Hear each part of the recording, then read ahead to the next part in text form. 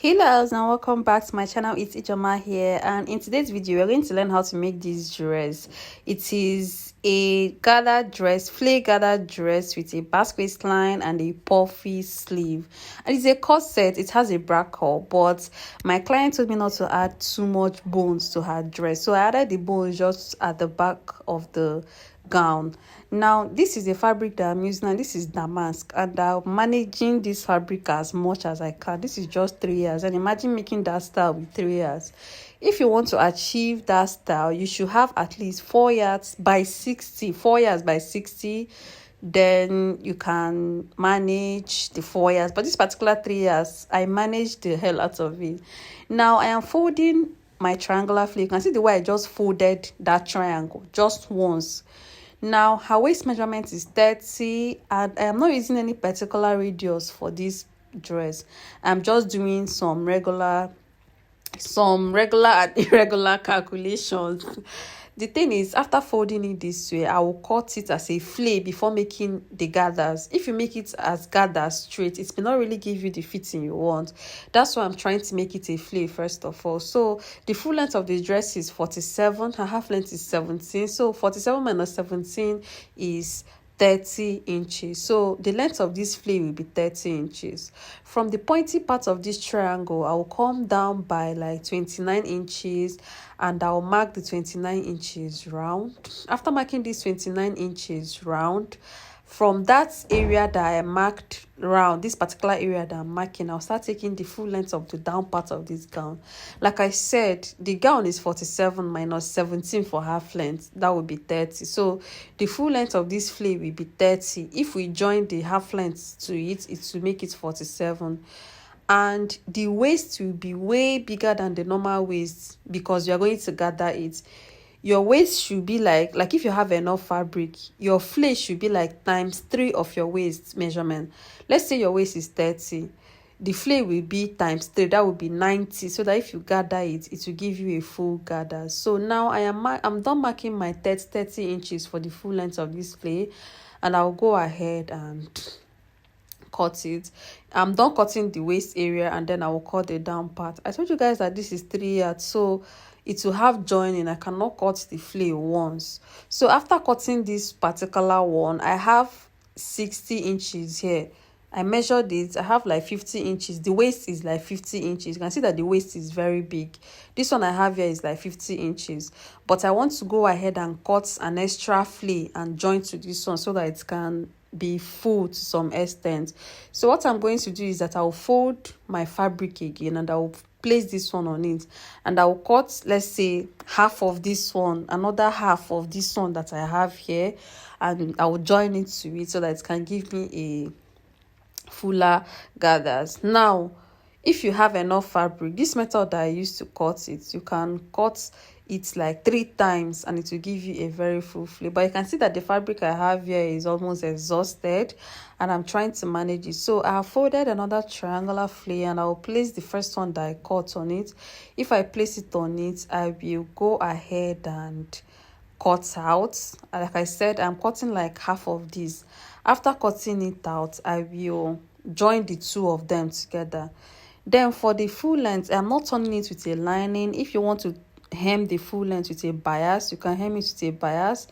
But for me, I overlocked it, like I weaved the down parts before folding it. Now you can see that I'm trying to like cut out half of the first flare that I have. I measured, I have 25 on fold already, that is 50. I'll go ahead and add this one, that is like extra 25, and I have like 75 inches. But had it been I have extra fabric, I'll make it 90, like the waist will be 90, a total of 90. Her waist is 30 times 3, 90, but I don't have, so I made it 75, and that is okay for me. And I'll go ahead and join the two of them. After joining the two of them, I'll keep them aside. So this particular fabric down with this white part is the right side of the fabric, the dark part is the wrong side of the fabric. Now I'll go ahead and cut out my sleeve. The sleeve is a puffy sleeve, so the full length of this sleeve, like the length of this sleeve, I will mark 18 inches. Then for the width, like the breadth, it depends on how long or how full you want your sleeve to be. But for my full length, like for the full length, I made it 18 inches and it is 20 inches on fold. I cut out, then I'll go ahead and cut out another one for it. But you can see that I am already running out of fabric. So the second sleeve, I'm going to do some joining before cutting out, right? So now I will do the joining off camera and I will cut the second sleeve. After cutting the sleeve, we will start cutting our top, and the top of this dress is a corset top. Like, it has a bra cup and it has a basque waistline, and the basque waistline of this gown is just at the front. The back does not have any basque waistline. Now this is the pattern paper that I'll be using, and this is my bra cup. Her bust is 37, but I made it 40. I'm using size 40 bra cup. So I've added my darts and I'll place this bra cup. I've done this type of corset several times. I'll place it at the edge of my paper and I'll get my under bust 13, half length 17, and basque waistline will be at 22. I want to make it 22 for now, and I'll rule my lines. So this is my under bust, my half length, and my basque waistline. So from the center of this paper, I will go in by half an inch. This half an inch is on fold.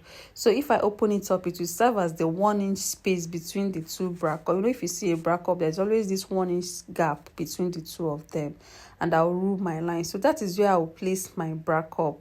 I'll place my bra cup and my under bust, and I'll make sure that the bra cup did not cross that half inch line that I just marked, and I'll mark out the shape of the bra cup. Then after marking the shape, I'll remove it and I'll take my bust measurement divided by 4 plus 2 inches seam allowance, waist measurement divided by 4 plus 2 inches seam allowance, and I will connect it and then connect from the half length to the basque.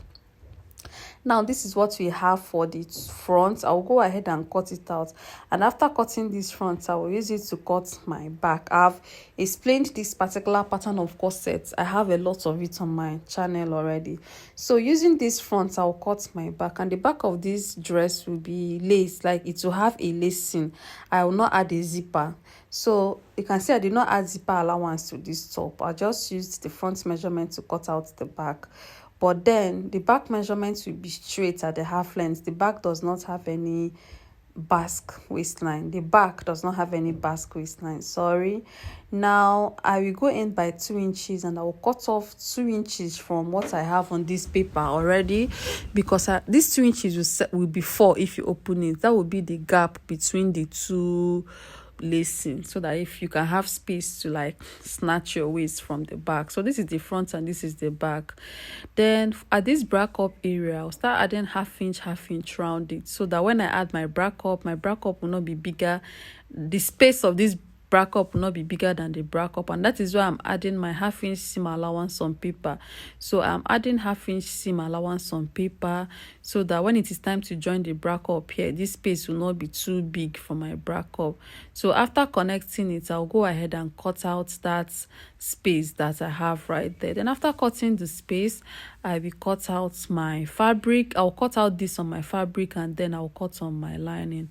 Now this one is for the bra cup. I will fold my paper once and then I will fold again, more like you are cutting a circle, just like when you are cutting a circle. So from the center, I'll mark 5.5 round. This one is for the cover that I'll use for my bra cup. You know, I'll cover my bra cup with a fabric. So this 5.5 that I'm marking right now is for the cover of the bra cup.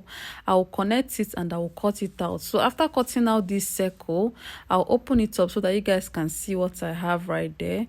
So if I open it up, this is what I have. I will leave it on fold, like just one fold, and then I'll take out 1.5 on each point of this circle. On each side of the circle, I'll take out 1.5, and you can see how I connected it, and I'm going to like cut off this area. This will serve like a dart for that our bra cup.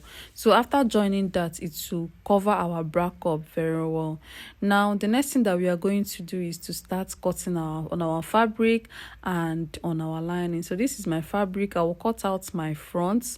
The front does not have any darts because the bra cup has solved all the dart issues that we are going to encounter.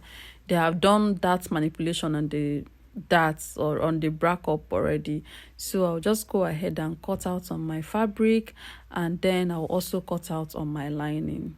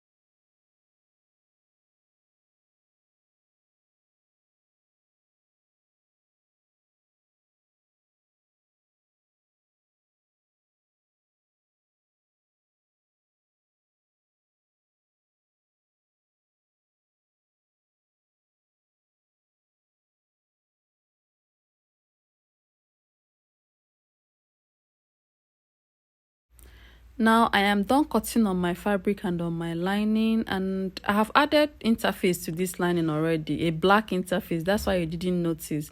So I'll use the lining to turn the back, and then I'll turn the front, only the neckline and the side, neckline and side, and I will join my bracket pieces.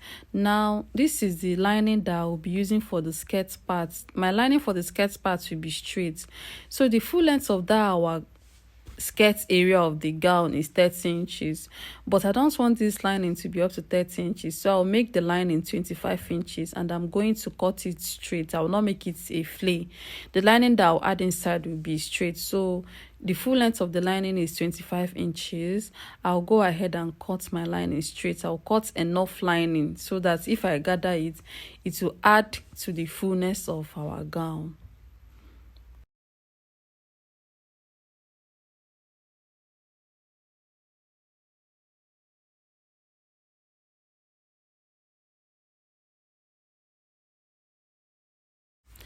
Now this one is for flay. I'm done weaving it, like I'm done overlocking the hemline. I'll go ahead and fold. I'll give it a tiny fold. This is our flay. I have joined the two of them. Now this one is the sleeve. I'll fold the two edges. I'll fold the two hemline. That is for my elastic. I'll insert my elastic. Now this is my back, and I ran like two bone channels. I want to insert two bones at the back so that if I fix my eyelets there, it will not be bending after lacing. So now this is the bracket pieces. I'll go ahead and insert my bracket. I have my lining and I have my bracket pieces, so I'll insert my bracket and I'll run a stitch there. This fabric and lining is what I'm going to use to cover my bracket. Right now, for the front and the back part of this corset, I'll place the two of them together and I'll pin. After pinning the two of them, I will mark my body measurement. So if you check the front, I turned just the neckline of the front, the neckline and the side of the front. Then for the back, I turned the neckline, the lacing area and the side before running those 3 lines for my bone casing. I ran 3 lines for my bone casing. Eyelet will be in between the two bones. Now this is my sleeve. I am done folding the two hemline, the two edges. I'll just go ahead and insert my elastic for my sleeve. I'll insert elastic inside the two of them. Now this is my bracket. I will trim and I will leave half an inch around my bracket. You can see how I'm leaving half an inch allowance on my fabric around the bracket. This is necessary. So now after leaving this, I will use my lining to turn it up. Like I'll turn just the neckline of the bracket, the upper part of the bracket. I'll place my two lining on it and I'll go ahead and turn the upper part. Now I am done shaping my bodice. I'll go ahead and retrim my basque waistline. I don't want the basque to be too long, and I'll also retrim my back half length. Like I'll make sure that the back half lengths are equal. So this is what I have at the end of the day after trimming, and I'll go ahead and retrim the back. Now the next thing that we are going to do is that we will add our bracket. Like we'll go ahead and sew our bracket round. After sewing the bracket, the next thing that follows is the gathers. But before doing that, I'll insert my bones. I will insert just 2 bones because my eyelet will be in between the 2 bones at the back. So this thing is really important so that if you lace your eyelets, it will not be folding at the back. You don't need it to be folding at that back. It is really necessary. So after inserting my bones, I will add my bracket, and after inserting the bracket, it is time to join the gathers. I'll go ahead and gather my flay. Now this is my flay. I'll go ahead and place it and I will gather it around. You can see my basque waistline. Just take your time and gather.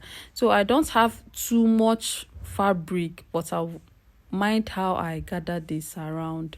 Now I am done gathering, and this is what I have. You can see I left like 4 inches on each side of that corset. 2 for my zip allowance, 2 for the zip allowance that I removed for the lacing. Now this is my lining. I will turn it over and I will use this lining to close the rough seam around the waistline. So after closing that, I will close 2 inches for my zipper allowance. I'll go ahead and close 2 inches for my zipper allowance.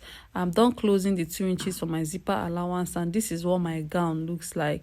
So these are my sleeves. I am done adding elastic up and down at the top and at the down part of my sleeve. I am done doing that, and I'll go ahead and fix the 2 sleeve. I'll just attach them somewhere. She will raise it if she wants to wear it. So you can see the space, and this is the reason why I said you should leave 4 inches around your flip before you start your gathers. 2 inches for zipper allowance and 2 for the lacing. Now at the end of the day, this is what our gown looks like. I have marked where I will fix my eyelets, and I'll fix my zipper on the remaining parts. So at the end of the day, this is what our gown looks like. If you have any question, you can ask in the comment section. If you have a video request, you can also drop it in the comment section. Thank you all for watching, and see you in my next video. Bye.